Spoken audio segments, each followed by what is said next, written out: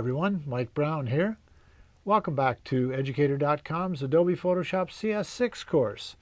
In the last lesson I showed you the basics of using type, setting up linear type, paragraphs, how to pick your font size and adjust your type and so on and so forth in a pretty traditional fashion. So let's play in this lesson. I'm going to show you a couple of cool ways to manipulate type. We're going to talk about how to warp type, create clipping paths, and I'm going to play with some type effects just to show you some things we can do that are fun with type. So let's get started. Here's a photograph I took of a place called Badwater in Death Valley. By the way, this is the lowest point on the continental United States. It's 280 feet below sea level. I've created a type layer just in advance. This is simply Myriad Pro and bold italic. We're going to, let's do bold italic. Come on, bold italic. Thank you.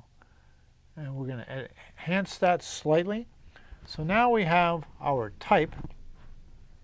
The first thing I want to show you is how we can manipulate type. We went across the options bar last time. We talked about everything in the character panel, which is duplicated, of course, across here, with the exception of warping type. And here is a way to warp text. Now, in this case, with all of these options, you are actually warping the vector type.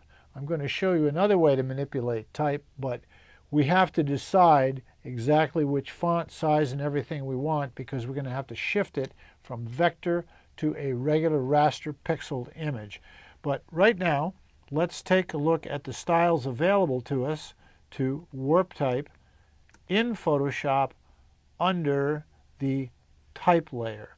So here we have several styles. You can arch, move that down a little bit, move the whole layer down, and you have your three sliders for bend, horizontal, or vertical distortion. In this case, we can bring the arch down.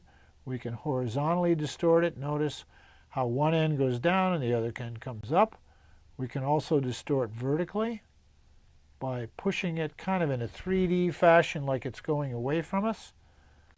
And bring that bend down a little bit. Play with that. You have arches where this is an actual arch.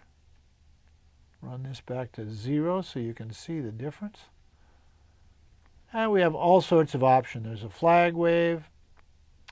Let's see what this fisheye does. Oh yeah, it's just like a fisheye lens. See that? Yep. And squeeze, squishes it together. All of these options are available to play with. We'll just cancel out of there for the moment.